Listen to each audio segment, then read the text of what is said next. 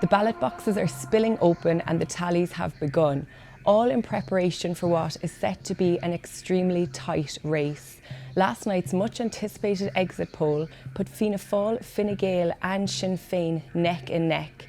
Turnout was low across the country and believed to be lower than the 2020 general election. This can be a good sign for the sitting government, showing the electorate may not be as angry this time around. Or, as our Ireland editor Fionnán Sheehan today notes, the voters have no great love for the outgoing government, but are none too enamoured by the alternative. The real challenge in this election now will be creating the government after the count.